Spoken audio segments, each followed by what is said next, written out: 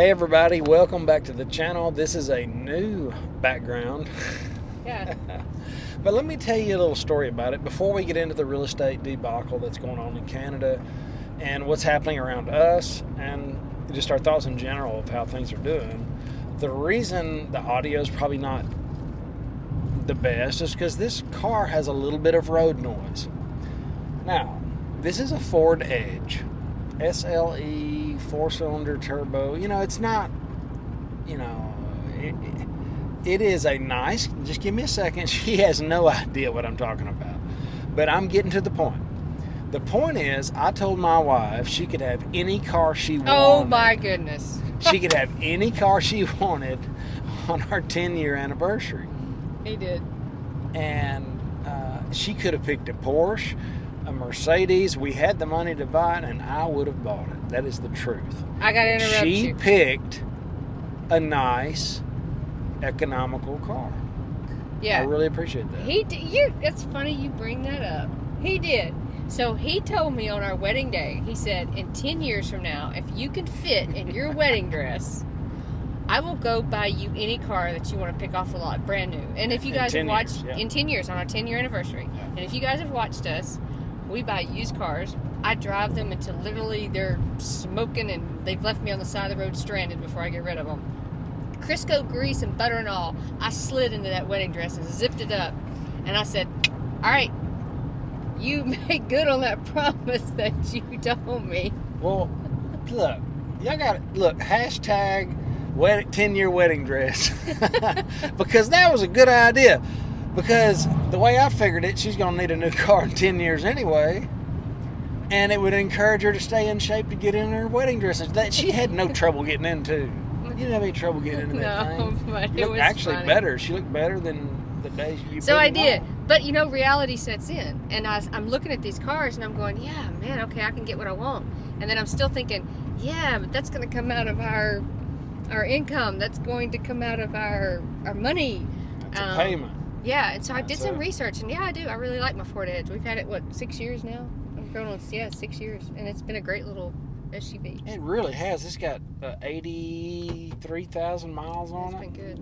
And hasn't done one thing wrong. I've been really impressed with it. We've had a good time. But anyway. that was a really, that's something I think people should take to heart. That's why I mentioned it at the beginning of the video. So hit the like button and subscribe because that's the kind of value we try to bring. It's just real life experience combined with investing and stuff like that. Oh, so you're crazy. So you're saying, so I could have gone and bought a huge, super You could have bought expensive. I would have bought anything you wanted. I was serious. If you'd have said I wanted a Porsche or a Rolls Royce or whatever, I'd have just done whatever it took to get it. That's the truth. Thank you. And you bought. I didn't know that. Yeah, you did. I told you that. I said buy whatever you want. And I know, mean but I know how we live, so I'm like, that's not going to fly. Well, she also knows I do what I say I'm going to do. That's true. So, she knew she could have got away with more, but she picked something that has a little road noise, so you got to deal with it. Yep, as we're All right. driving down the road. So, get into the... Let's talk about real estate a little bit. I want to start with Canada. Okay. Canada's getting out of sorts in a big way. Well, they're starting to have to reduce their prices, and pretty drastically, apparently. If anybody's from Toronto, Canada, well, you're actually headed there in a few days. But I'd like to hear your... Vancouver. Hey, if you're there, let me know. I'd like to meet up. I don't have a lot of time. We're slammed. Me and the Economic Ninja have got meetings on top of meetings. But if you're going to be in the Vancouver area, show up to VRIC. It's the biggest investment conference that I know of. There'll be over 2,000 people there.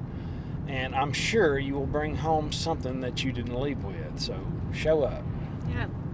Yeah, I won't be there, so you guys go say hi to him for me. I know. I hate that too. Yeah, You it's should okay. come to the next one. Yeah, it's good. Hey, I got to stay home. Got to keep things running. But anyway, this is interesting what's going on in Canada.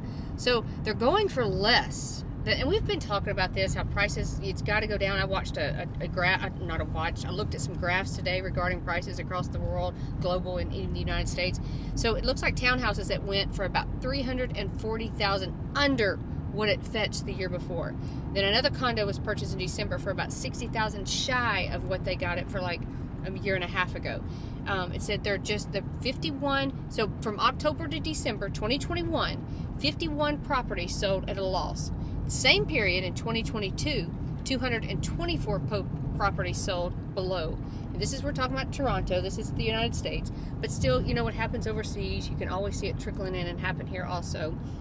They said when so many other sellers are simply sitting on the sidelines and waiting for prices to rise again. So these sellers, and I've had this for my own personal experience, they're like, no, I'm not going to sell right now because the interest rates are too high. If I turn around and try to buy something else, I'm not going to be able to get, even though the same value of a house. So you've got sellers that are pulling their houses off the market. You've got lower inventory, and I can show you this in another article, which actually relates to the United States. By the way, Stacy is a jam-up real estate agent. She is the best. You really are. I love what I do. She didn't make hardly any money at it because she's so good at it. She took time with every single person. Well, in our area, you have to you can make money, but we're not a high market area. Yeah, people in California talking about, oh, you're a real estate agent, you must be rich. It ain't like that here in Louisiana. I'm just telling you. And especially if you do a really good job and show them all the houses you should and all that. So, if you need help selling your house, no matter where you're at, call the number. It'll be in the description. It'll be Stacy's number. She sells gold, silver, precious metals, and real estate. And she can help you. The moral of the story is to get the most bang out of your buck and go to 3 different places first. But anyway, I don't mean to interrupt. Know what you're getting into. I think a lot of people that talk to real estate agents, you're just one more check on their block that they're just passing along, and they don't stop and think to tell you all the ifs and the what could happen and hey, this is what this means. And so a lot of people, when they go to sign the contracts, no one has ever even gone over the contracts or the seller contracts or anyway. So just that's something you got to think about. But anyway, a lot of the sellers are just saying, hey, you guys, it's going down. I can't get what I need. Interest rates are going up, so they're pulling their houses off the market. And I even did a research today on our personal area, and I think it was in the last 7 days, I think it's 1,000 houses reduced their prices. Whoa. And so, and this is complicated with high interest rates. Usually, bringing more houses online. The interest rates go up, more houses become available, but we're not seeing that. We're seeing less inventory. Inventory stay about the same, and prices come down just a little bit, maybe. Around here, they're more so. But this is a really strange environment. I still don't regret selling our rental properties. I still think we're going to have an opportunity to get in. This takes a long time, guys. It takes a long time to get to the bottom. It took 4 years. It took, started pre-2008, somewhere in there, 2008, and it didn't really stop going to the bottom until 2012. Yeah. So, and then there was a long ways, a long curve up. So that's the thing about real estate. It's so slow. And that's one thing I kind of missed about the whole thing is how slow it is. Well, our area especially is. In other areas, it's a lot more volatile. But in our area pretty linear. It's a little bit more. But I've noticed even a lot of the people that are doing new constructions, by the time they start that construction, by the time they close, we've talked about this before, that they have a different interest rate, prices are different. They're struggling with that. And so I'm really, really curious because it's going to come out on January the 26th, so just in a few days, it's going to have the new home sales report. So I'm going to be watching that to see what's going to happen on that. And then you want to talk about any more in Canada, or you want to talk some more about the U.S.? Or? No, just my Canada people. I know you're on here. Fill me in on what's really going on. I'm really interested in Canada. It seems like something we should all be paying attention to, all aspects. Yeah. So, one other thing I mentioned, the ditches are full here. The ditches are so full, they're running into people's driveways. Yeah. That's what's going on in North Louisiana. We've had lots of rain, but that's okay. Our pond looks amazing. It looks like a mini lake. Go to what's going on around here. But yeah, so what's going on around here? So December sales of existing homes have fallen for the 11th straight month. And we've been talking about this since 2010. No, I'm sorry. Let me back that up. In December, sales of existing homes fell for the 11th straight month. It's the lowest level since 2010. And we've been talking about this, how it's gradually been going down. It's been going down. And the median price is going down. Inventory's been going down. Let's see what they said the next. Some of the latest data was encouraging about the amount of badly needed additional home inventory on the way, but some of it was so much less. So you've got some people that are still selling, but you've got a lot of people that are saying, nope, taking it off the market. I know I've spoken to them. I'm actually talking to a lady right now that is trying to sell her home. And here's the sad thing is, a lot of people, so what peaked prices did several months ago. So they think it's worth whatever, where they're going to sell right now in a little bit of a bad situation. I'm not going to disclose too much information, but kind of bankruptcy, stifle like that. They think their house is worth $50,000 more than That's what it always is. the case. And it stinks to have to give them the comps and say, hey, you guys, nope. In the last 180 days, this is what, in your area, this is what it's sold for. And then if you have to do any kind of repairs, updates to the house to try to get it to sell it, pass inspections, it's just, I tell people all the time, when people ask me to sell their house, I'm like, okay, you're going to have to come out $16,000 to $20,000 just to sell this home. And people don't think that. And so when you got to look at that bottom dollar, that's what it takes. Each time you pay real estate fees, by the time you do, and that's just minimum. I mean, in our area. Well, emotionally, as people that think real estate goes up forever, they have to sell their house and take a $60,000 butt kicking. That's going to be hard to swallow. That's going to be, and it's going to make a lot of people. Whoa, hang on. Whoa, hold up a minute. I'm just going to wait. That's probably what's going on with inventory.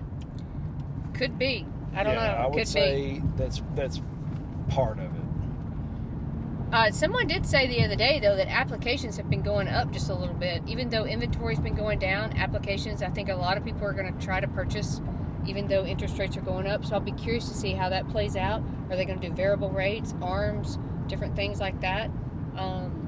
So I don't know. It'll be interesting to see. But I know a couple things that's coming on you guys to pay attention to. January, as I mentioned, 26, you got the new home sales report.